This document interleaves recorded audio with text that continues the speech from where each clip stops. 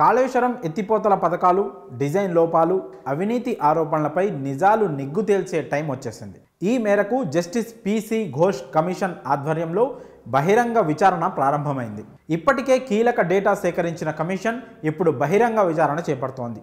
ప్రాజెక్టుల విషయంలో తప్పుడు సమాచారం ఇస్తే సహించేది లేదని కమిషన్ ఇప్పటికే తేల్చి చెప్పింది. కాళేశ్వరం ప్రాజెక్టుల మాటున అవినీతి ఎత్తిపోతల్లో ఆరోపణలు, అభియోగాలపై నిజానిజాలు తేల్చే విచారణ మొదలైంది. ఇప్పటికే మాజీ ఈఎన్సీ సహా 7 సిఈ స్థాయి ఇంజనీర్లను కమిషన్ విచారించింది. ప్రాజెక్టుల డిజైన్ వంటి టెక్నికల్ అంశాలపై కూడా సమాచారం కమిషన్ సేకరించింది.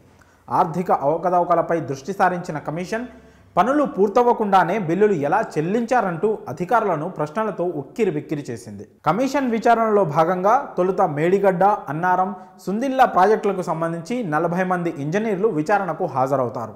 బ్యారేజీల నిర్మాణానికి సంబంధించిన ప్లేస్మెంట్ రిజిస్టర్, ఎంబుక్లను కూడా తీసుకురావాలని ఇంజనీర్లకు ఇప్పటికే కమిషన్ ఆదేశాలు జారీ చేసింది. ఇక తుది నివేదిక ఇవ్వాలని విజిలెన్స్ శాఖకు ఆదేశాలు జారీ చేశారు. అటు కాగ్ అధికారుల నుంచి కూడా సమగ్ర వివరాలు సేకరించబోతున్నారు.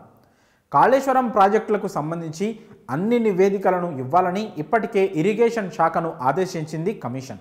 కాళేశ్వర అవినీతి ఆరోపణలకు సంబంధించి అధికారులు తప్పుడు సమాచారం ఇస్తే కఠిన చర్యలు తప్పవని జస్టిస్ చంద్రఘోష్ కమిషన్ ఇప్పటికే స్పష్టం చేసింది. తప్పుడు సమాచారం ఇచ్చినా, నిజాలను దాచిపెట్టాలని ప్రయత్నించినా అలాంటి వారిపై అవినీతి నిరోధక చట్టం కింద కేసులు పెట్టడం సహా భవిష్యత్తులో వారికి ఎలాంటి పదోన్నతులు ఇవ్వొద్దని సర్కారుకు, ప్రభుత్వానికి సిఫారసు చేసే అవకాశం ఉంది. డిజైన్ల లోపం, బిల్లుల చెల్లింపుల అక్రమాలపై జస్టిస్ చంద్రఘోష్ కమిషన్ ఎలాంటి రిపోర్ట్ ఇవ్వబోతుందనేది తెలంగాణ రాజకీయ వర్గాల్లో ఆసక్తికరంగా మారింది.